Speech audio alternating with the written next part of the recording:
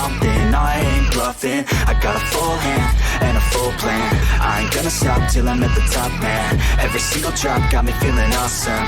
I'm about to pop, started from the bottom, yeah. I wanna live, I'm cold inside. Give all I have just to feel alive. I'll fight to live, I'll fight to strive. One day I'll have what I want in life.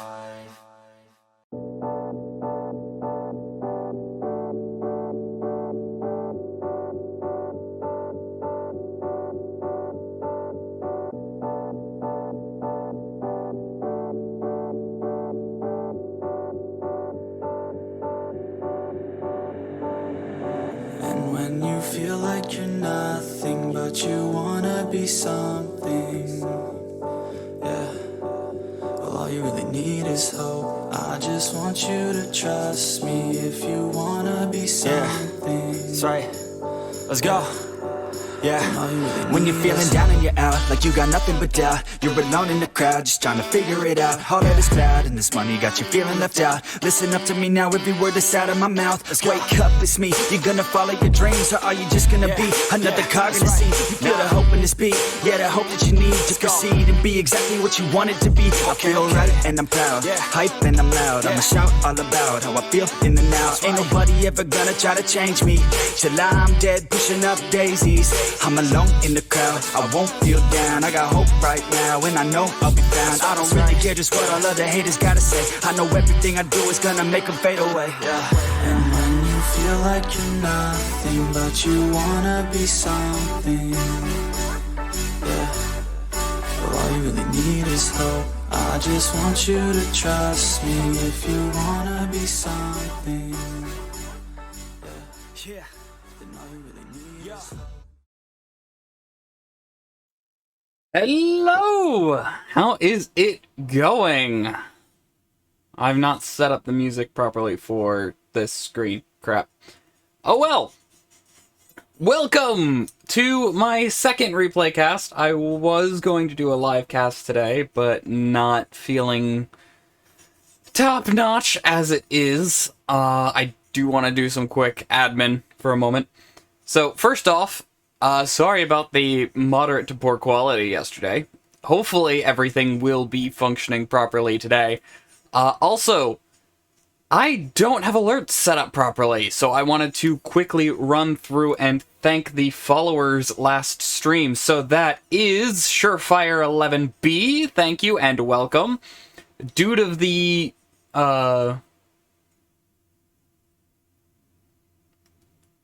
Ness. There we go. Thank you and welcome. B. Sanger82, thank you and welcome. I will try and be on top of that, but I did not set alerts up today either. I did kind of set them up, but we'll have to see how well that works. But, first of all, we've got a game, and yeah, I want to make sure that everything is in order. It looks like it is. I did set up the bands properly. So, we've got Dream Beam versus Brie-Steppers. Dream Beam is supposed to be, hopefully, blue team. I did not check. Crap. I did not check, but hopefully that is set up properly and they set up the right sides. Either way, Dream Beam decided to ban out Dragonshire and Tomb of the Spider Queen, while Brie-Steppers decided to take out Ultrak Pass and Valskaya Foundry. Now, this immediately tells me of the weaknesses and strength, well, mostly the weaknesses of these two teams based on those bans alone. And considering we are going to... There we go, it updated, awesome. We're going to Towers of Doom. So I'm going to make a bit of a prediction just based on these bans. First off, pretty sure Brie-Steppers chose this map. Don't know for sure, it's not on the notes.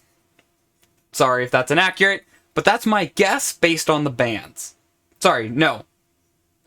Dream Beam. because Brie-Steppers would not want to go to a map like the two they banned. So, I'm guessing Dream Beam is going to take this one based on the map alone, because it seems like Brie-Steppers is very, very scared of maps that have a lot going on and a lot to do on them. So we'll have to see if that is the case. We'll have to see if my prediction is accurate. But, without further ado, let's go ahead and get into this.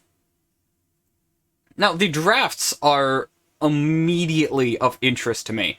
So I'm going to go over that as soon as we get in proper, because I'm honestly not entirely sure what the goal of one of these teams is, and I know 100% what the goal of the other team is. So we'll get into that in just a moment. Rust is all off, so I'm going to be going through, introducing everyone and stuff, the things I failed to do last time. If I can alt-tab properly, because I didn't set up hotkeys. Aha! There we go! So, welcome to Division D East. On Dream Beam, we have Shisui on Sonya. We have Skeev on Johanna. Bluestein, it's been a while since I've seen him, on Orphea. Spice on the tiny adorable dragon. Resto Joe on Junkrat. For Blue, Dream Beam, not Blue, Team Blue. On the right side, we have Flexi on the Beetle, Lunchbox on Greymane, Slipping Horse on, I believe that's, no, Sylvanas. Squared on Whitemane, and, Moidar on Zul, that's his name. So, now that I've introduced everyone, and bringing up the talents, immediately, I know exactly what the right team draft is trying to do here. They are going for a pure macro domination setup. So, for a map like this, with this type of draft, I fully expect to see a lot of split pushing and stuff like that. They're probably going to give objectives early for long-term map domination. This bottom fort is something to definitely keep your eyes on for it. That being said, Whitemane is really, really weak at this stage of the game. And a little weak later on, but this stage specifically, they could definitely get a lead just by dominating the health bars. As you can see, there is no way she can keep up with the healing required from this team. That being said, Zul will out double soak Sonya 9 times out of 10, possibly even set up for a pick. Zul is a monster if you let him have his way. And he is just chillin', having the time of his life, double soaking, being ignored exactly like he wants to. This puts Red Team in a position to potentially get an early XP advantage just by the sheer amount of XP from the double soaking. Probably not going to see a whole lot of aggression from either team. Both teams are kind of relying on later talents to really see their setup play out. Whitemane does now have her mana.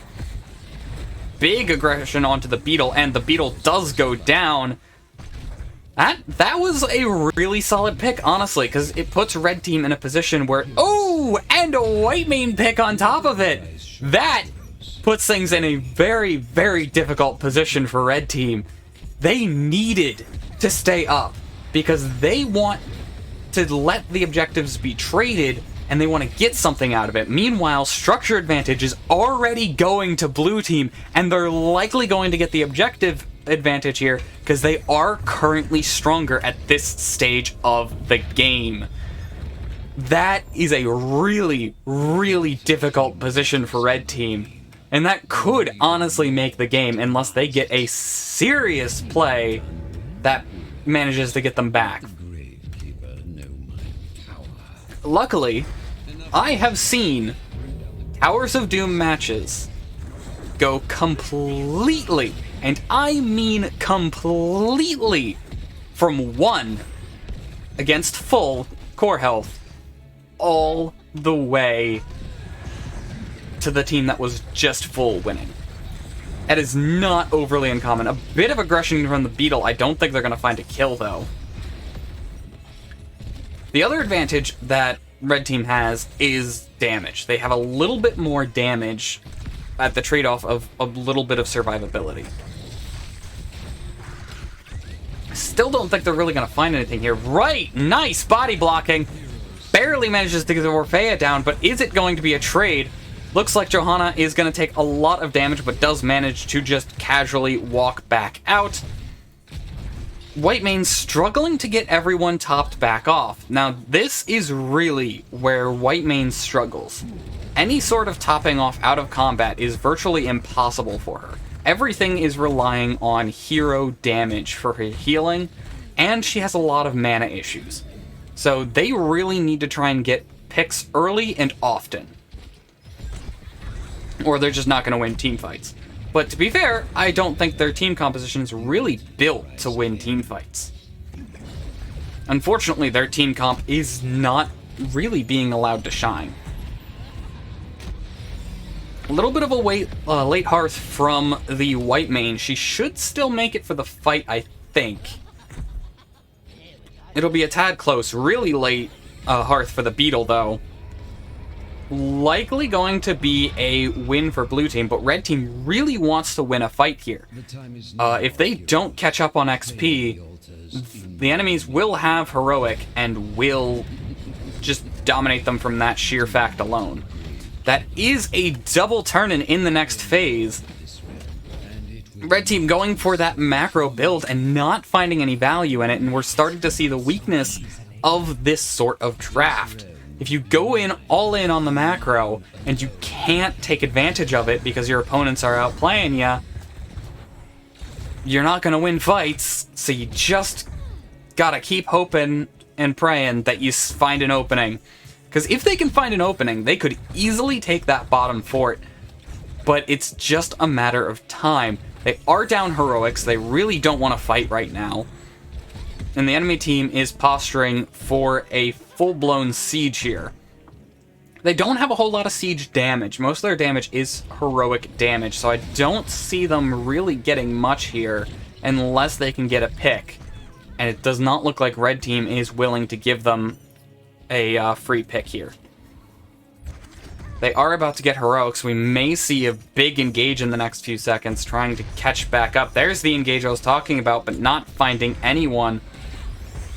Mine does go down, but not finding anyone. Bit of damage from the Sylvanas, but again, we're just not seeing...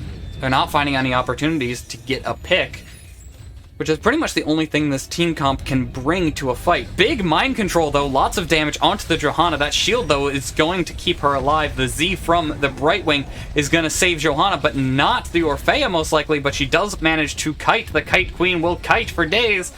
Big ultimate coming from the Whitemane, keeping everyone topped off, but no one is going down here. Lots of health missing, though. This is most definitely a fight win for Red, but I seriously doubt they're going to be able to find much with it. They're not going to find an objective. Blue Team's healing up just fine, just completely passively thanks to Brightwing. Brightwing? That is her name, right? Why am I second-guessing myself? I'm pretty sure it's Brightwing. It doesn't sound right for some reason. Big engage from the Beetle here, though. Lots of damage going out onto the back line. Mind control getting blocked by the shield. Big bomb onto only the Beetle. Hungering going down. Not enough healing managing to get out here. Red Team dropping very quickly. Big leap going out. Whitemane trying desperately to stay alive, but not going to succeed. That is 3 down for Red. And a ton of damage going out onto Zul, who might make it out of this, but likely not, and he does go down. Sylvanas, the Forsaken Queen, managed to escape to the core. Now, this is staggered deaths. Lots of opportunities here for Blue Team to take serious advantage of the situation. Up 13s, up structures. This is not a good position at all for red team. Zul being down means they are going to not be able to easily catch up to this XP just by passively soaking. They need a win in the next short while, or this game is gone. Mind control going out, but not managing to find the Junkrat. This is going to be a fair amount of aggression, but down talent tiers, even though they may not have a choice, this fight is not advantageous for them. Giving this fight, though, I don't think is really going to be an option. They need to stop this camp and stop the objective if they're going to have any chance of an easy comeback. Big engage going out onto Orpheus. She can kite for days, though. Cocoon going out as well as the win. There, the Cocoon burned down almost immediately. Big ultimate from the white main, keeping everybody topped up. But it doesn't really matter, as there's not a whole lot of damage going out right now. Sylvanas trying desperately to poke, but not finding the poke. Though there was a fair amount of things going out from the red team, they really weren't able to find much of anything, which means blue team, up talent tier, and up ultimates, can definitely push an aggressive play in the next short while. Mind control going out again, not finding anyone. It is a really difficult skill shot to shoot out randomly. Mage is going out, trying to lock down the flank, but it doesn't work. Looks like there's some miscommunication as the Zul... Oh. Canadian internet.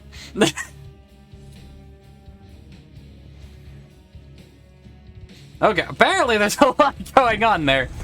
There's a big internet problem. Upside of replay. I don't need to sit here waiting for them to sort that out. So we do see a bit of scouting of that bush, a route onto the Greymane. That could have been a kill if they responded fast enough. But it's hard to know when your trap's going to find anyone like that.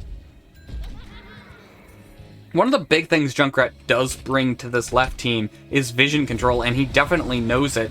You see him putting those mines, you see him putting traps, all that stuff in bushes gives him a lot of control. He knows that that beetle's there. He's going to harass the beetle just because he can. And we have another 3-phase coming up. We're just about to find 16s for the blue team. Again, they do want to fight, and red team does not. This is a very difficult position. The leap barely saving the Sonya in the mid lane. But even down the Sonya, they probably could have won. 16's a pretty major talent tier for the 4 people that would be remaining. And being up talent tier is sometimes enough to make up for a gank like that, especially if a lot of resources were used. Now we do see objectives being picked up. Lots of poke. It looks like we're probably going to see a double pickup from the blue team, as Zul cannot hold that objective forever. And that's a double pickup, but a lot of aggression trying to trade for a kill in the bot lane. Sylvanas trying to get aggressive here and does manage to find the kill. Blue team doesn't seem like they want to continue fighting, but red team's the one low. They definitely could have gotten that Sylvanas kill if they were just a little bolder.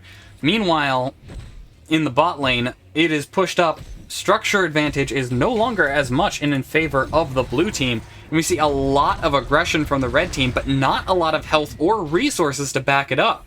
That could have been a major mistake, but they managed to barely keep everyone alive through that little fight. They need 16s very, very soon.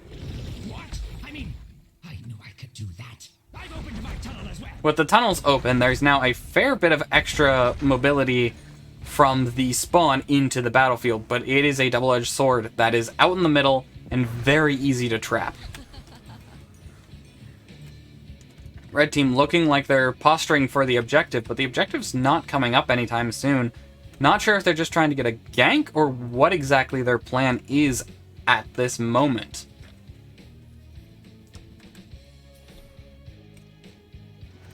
Really not sure what their plan is. I can't commentate if I can't tell what you guys are doing. We do see posturing for both the camp and the objective. Blue team is pushing in the bot lane. They could possibly steal that fort if they wanted to. It does not look like they want to risk it right before an objective, though. They are equal levels. Honestly, they may just want to give this in exchange for keeping their level up. Because if they can take that level advantage and turn it into a tier and then turn it into a win, that is definitely a successful play for them. Aggression coming in from the Beetle. Mind Control not finding anyone. That is one of the ultimates down for Red. Blue team has plenty of poke and plenty of opportunities to keep harassing here. The mages do go out from Zool. That's another ultimate. Meanwhile, Blue is engaging with their double ultimate, trying to get a lot of value from that feast, and they find it. Greymane trying to go in, but not managing to finish off the Orphea. The Z will heal back Orphea to full. Unfortunately, Junkrat completely in the enemy backline, just a bit too aggressive here. Sonya going down. Greymane barely staying alive for the Sonya kill and goes down as well, and lots of extra damage coming out.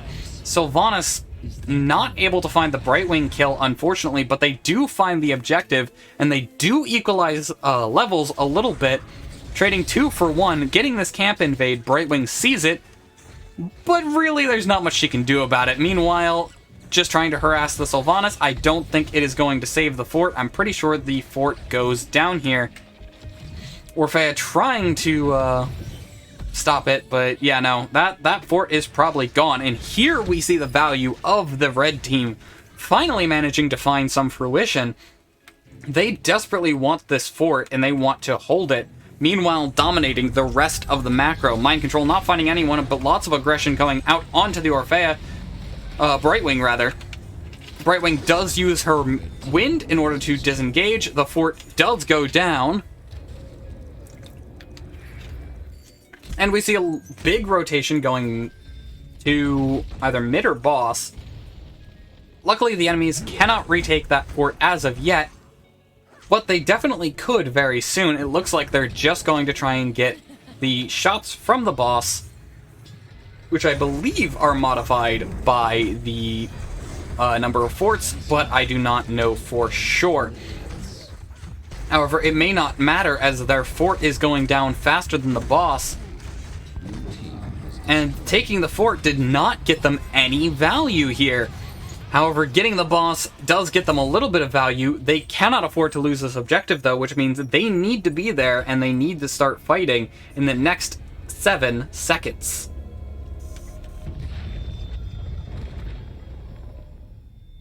Objective is up. Blue team is in the defensive position here, forcing red to come into them. The mages do go out to try and harass the enemy backline. Lots of free damage going out onto the Beetle. He's not finding any way to engage. He's already about half health, not able to go in. There goes the bomb, trying to find a decent amount of value. Pull and a double hit on the bomb. Beetle is dropping very, very quickly. Ultimate coming out from the Whitemane. Mind Control to harass the Sonya. Trying desperately to keep everyone alive, but Whitemane is not going to be able to keep the Beetle, who is out of range, alive. Almost trading for the Sonya, but it looks like Blue team is currently going to have this fight in the bag, unless Zool, who just got knocked pretty much right where he wants to be, can find anything, but he can't, and the Whitemane goes down with him. Unfortunately, this is now a 2v5. Red already calling GG. Greymane trying desperately to find a little bit of blood right before the end, and that, my friends, is the end of Game 1.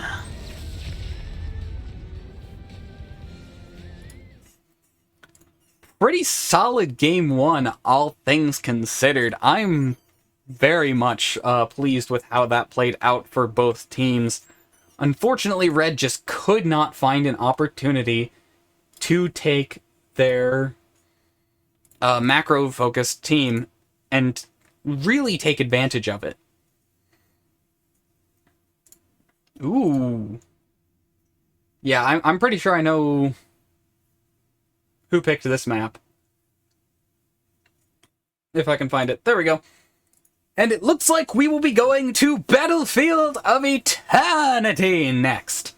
Pretty sure Brie-Steppers picked this, as it's really a weak macro map, but a very strong micro map. And they, even though they drafted for macro in the last game, based on their map bans, I don't think they like very large multi-lane and important maps, and they really like brawling it out and fighting pretty much all the time. Very interested to see how these drafts play out as we are back almost immediately into Game 2. Again, one of the advantages of a replay cast. How do I hide this again? Okay, that works well enough. Take a quick sip of water while I introduce the two teams. For Red Team, we have Flexi on Imperius, Lunchbox on Greymane, Slipping Horse on Ragnaros, Squared on Taranda, and Mjolnir on Johanna. Meanwhile, for the blue team, we have Resto Joe on Reyna, Skeeve on ETC, Bluestein on Orfea. I missed someone down here. Who did I miss? Spice on Lucio. And we have Shisui on Thrall. A very appropriate appearance for someone named Shisui. Very, very appropriate.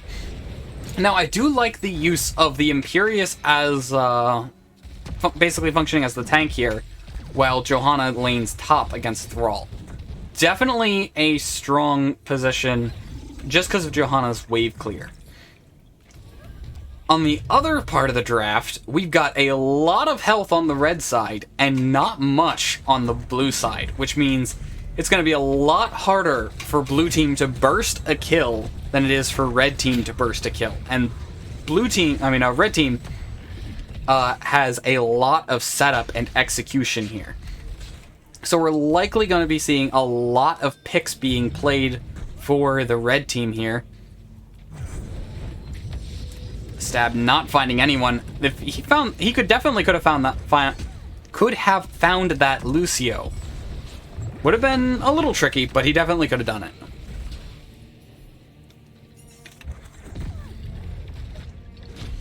I thought the Green Man Rainer was banned. Could be wrong. Maybe it's not anymore. Or maybe it was the horse. I don't remember. Either way, we do see the Ragnaros meatball build. I wonder if it got buffed. It wasn't buffed as far as I'm aware, but it definitely could have been. Imperius taking a lot of damage to the face. Taranda does manage to heal him back up, though. I'm curious. Yeah, True Shot Aura. I was pretty sure she'd go True Shot.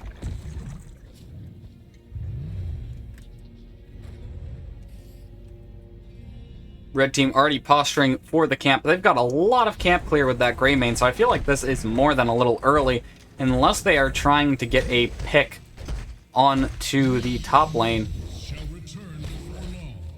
Not sure if they're going to hold. They do not hold it, and it does come out a little early. However, the aggression does force Thrall to sip, and does manage to save themselves from missing any soak while the Johanna backs. Blue team, however, definitely timing this better, but I'm a little worried it might be a tad too late. It will be hitting the lane right about as the Immortals show up, but I don't know if they're going to be able to posture for any amount of aggression yet. Bottom camp does get picked up by the red team here. Blue team does begin their offensive, etc. baiting the spin, solid move. Lots of damage going out, not much being received by the blue, and red team not managing to get them off the Immortal. Lots of damage going out. Ragnaros basically completely and going down very quickly, and he does go down, meaning that red team is even more on the back foot regarding this Immortal.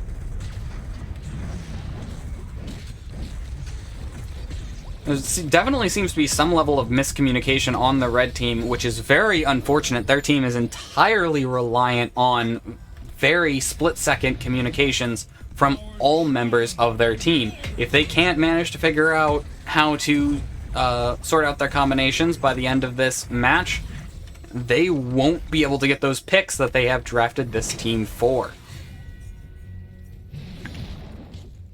The goals of this composition are pretty straightforward. You're looking for Ragnaros kind of poking everyone down, Tyrande keeping everyone afloat to a certain extent, and then you're looking for an Imperious Spear into a Tyrande stun. Lots of damage onto the Imperious, and he does go down. A little too aggressive of a rotation, and talent tier for the blue team. Ragnaros trying desperately to stop this with his transformation trait, but he is going to go down very, very quickly, not managing to stop much damage. Because of the full shield, blue team's probably going to find this fort.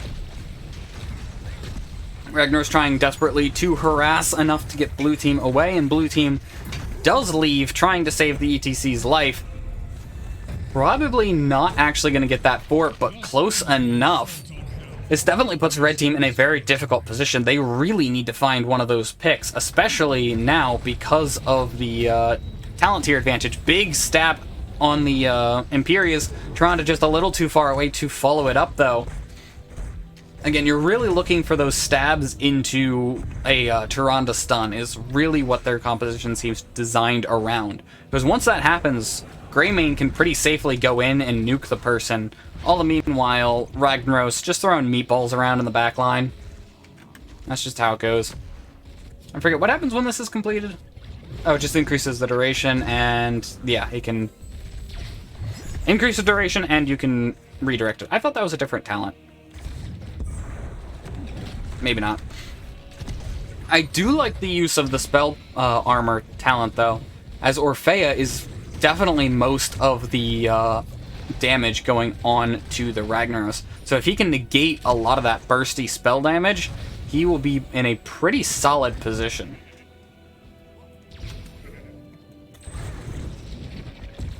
Speaking of Orphea, she drops down to about half health. Not an ideal position going into the Immortal phase. Looks like she'll be healed up just fine by passive healing from Lucio. And we do see the Bruiser camp. Again, I feel like it's a little on the later side, but fair enough. Coming out from the red team. Now, if they can let this camp push during this objective uncontested, it will definitely put them in a solid position. But they need 10s before the fight, which means they're most definitely going to lose halftime here. Though they are trying to go in, even down 10s, just desperately trying to buy as much time as they can. They have 10s now, and they really want to find someone. Big Sulfurous Smash! Greymane going in, just like I talked about. Sulfurous Smash is a long enough stun for Greymane to go in safely without any combination play. So if he can find multiple stuns like that, every single one of those Sulfurous Smashes is going to find a kill. Now, Raynor is going to go try and clear the top lane. Meanwhile, red team is burning the Immortal, successfully bringing it down below half, and they're likely going to get this Immortal as blue is not going to be able to respond fast enough here. ETC just trying to harass a little bit. Tyrande's ultimate going out and just kind of making everyone's life hellish. A little bit more damage onto the blue is all it takes, and it does go down, as does Greymane, followed swiftly by Tyrande. Johanna should be able to make it out of this just fine, but she doesn't, as she does not have her abilities available, so it would seem. Meanwhile, Orphea a little too aggressive. Here comes the punishment for that, but the question is, does Ragnaros go down as well? Sulfurous trying to peel for himself, and it's instantly healed back up. Now, this Immortal has been pushing without any contest for a little while, but having lost 3 people on the push, they're not going to be able to find anywhere near as much value as they would like with this Immortal, even though it was pushing uncontested. Greymane, however, looking to try and get as much siege as he can, not willing to go in though, especially since his Immortal went down. A little bit of posturing for this bottom camp, but I'm not entirely sure that either team wants to fight for this. They'll take it for free, but I don't really think it's worth either of them fighting for. Meanwhile, Johanna disagrees, going in, ETC trying to get them off, but slides just a little too far.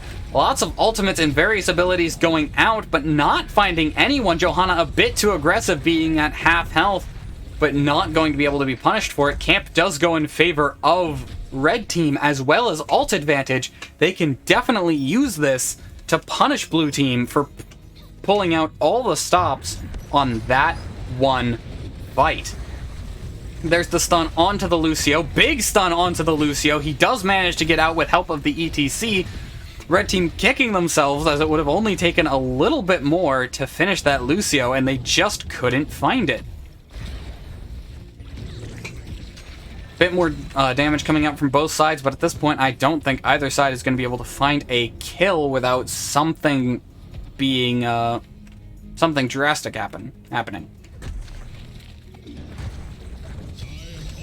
With the Immortals coming up, blue team goes for their bruiser camp. Red team probably going to do this. Never mind, that's 40 seconds. Meanwhile, top lane has been fairly uneventful, but Thrall, not paying enough attention, is probably going to go down. Bird barely missing Thrall, but there's enough CC here. Big stun. An unnecessary ultimate from Johanna to try and secure that kill means that is not going to be available for the next big fight, and that puts them in a bit of an awkward position, as that is Johanna's big engage here.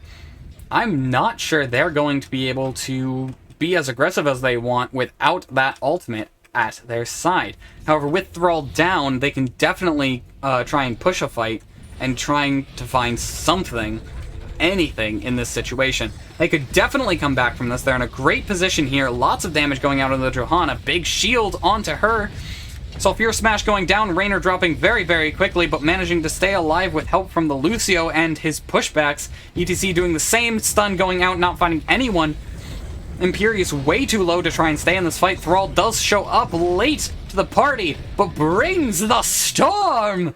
And the elements find red team left wanting.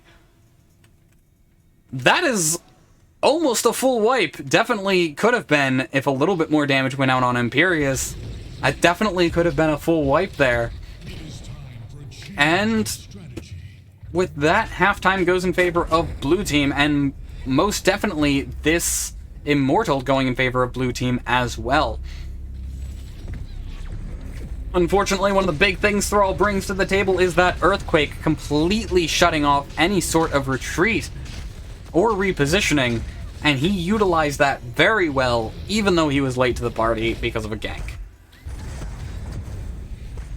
Does look like red team is going to try and get this camp, but that is showing on the map now. Blue team deciding whether or not they want it, but instead deciding to wait, probably trying to pick up 16s before this next fight. 16 is a moderately important talent tier for blue team. Probably one of their stronger talent tiers, honestly. Ragnaros will be trying his best to stop this Immortal, but he is going to go down very quickly, especially thanks to the Feast. Immortal just now losing its shield. That decreases damage quite a bit. ETC manages to get out through the Sulfur Smash with lots of shields coming out. Johanna engaging onto the 2 DPS here, but not really going to be able to find anything. She's a little too aggressive, not having any DPS to follow her up. They're trying, but not going to successfully follow up. Johanna doesn't really have enough health to be this far out. Toronto trying to peel, but not succeeding. And that is Johanna going down, as well as the Immortal. 16 talent tier still in favor of the blue team, putting red team in a very awkward position. Thrall does manage to clean up that camp without too much losses in the top lane. Blue team deciding without Johanna, it's safe enough to push in this bot lane. Lots of damage going out onto the ETC, but he does manage to stay afloat. Front wall on that heat going away. With Johanna coming back up, blue team just going, nah, we're done fighting. Picking up this camp for relatively free. Bird scouts it out, but that's not really gonna tell them much. They are going to try and get another Thrall kill, Thrall probably sees it this time, though, and he has a lot of his survival tools at his disposal now. Earthquake to try and keep himself alive. Big mosh pit coming out, managing to get a few people stunned, but they all unstoppable their way out of it. That is a 1-for-1 trade right now. Johanna going down as well, though. Lucio very, very low, but does manage to stay afloat. 2-for-1 trade. The gankers become the gankies. Blue team again picking up a camp for relatively free. They've got this Immortal more or less in the bag, at least the halftime show. I think Red team might be able to compete for the second half, but it will be tough. Bird does scout out, saying that they're not on the camp, but that's because they're now on the camp. But they instead decide to give it up, instead trying to get the Immortal. So Johanna will be up for the second half, but I don't think that's really going to change much. At this stage of the game, winning the halftime almost guarantees you the Immortal unless you get wiped. Blue team getting the camp during the halftime show makes perfect sense. However, that is the blue Immortal completely open to being harassed, but Red team not able to take advantage of that as they're not willing to risk losing their own Immortal in the process. Lots of aggression coming out. ETC will get a smack onto the Immortal, but unfortunately he's not really the Immortal damaging person. But he is managing to do it for free, so I mean, free damage is free damage. Johanna does go in. Big stun coming out. Shield saving the, I believe that was Raynor who was almost zero. Lots of damage coming out on both sides. This could be anyone's kill. ETC goes down first. Big stab, but instead Imperius gets killed after his big stab. Lots of damage still out there and still to be had. Orphea does go down. That is a lot of the follow-through.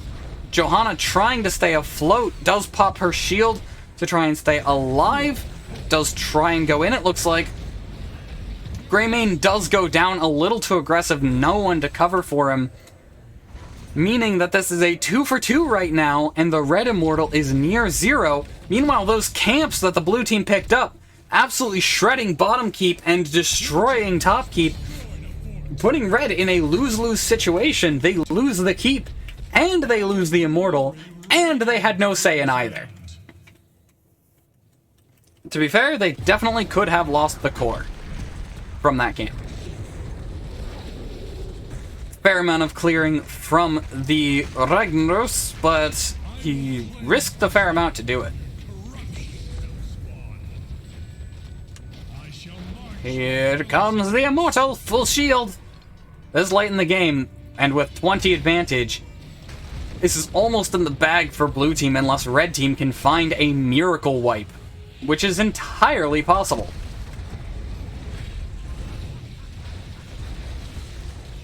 Here comes Ragnaros, buying them time. Big stun, only finding one person though. Sulfuris onto the ETC. Looks like mosh pit, not a mosh pit. That would have been a disgusting mosh pit.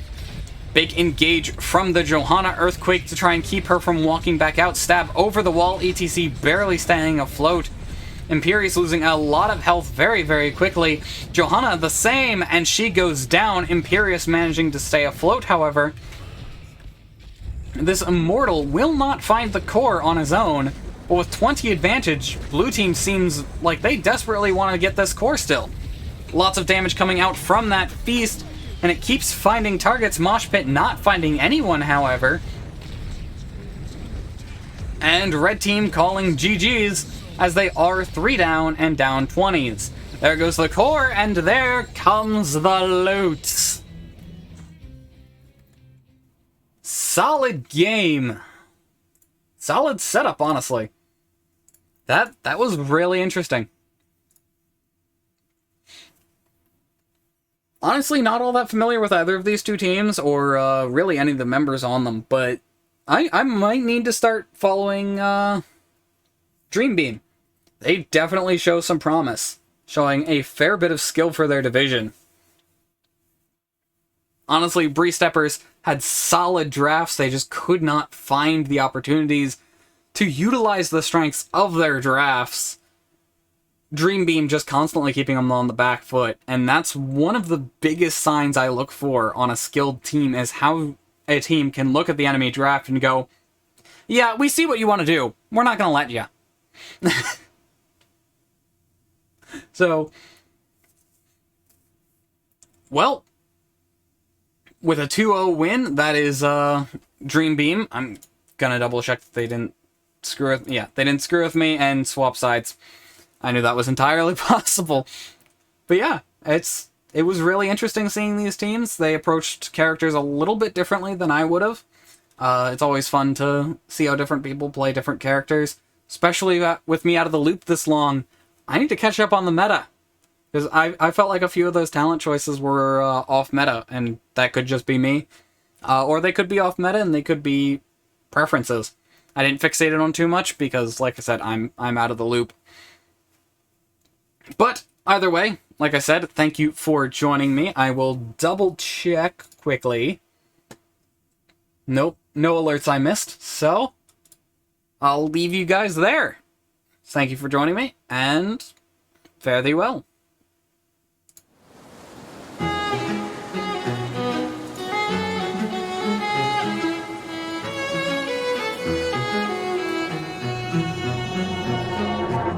Suddenly you're nowhere to be found. I turn around.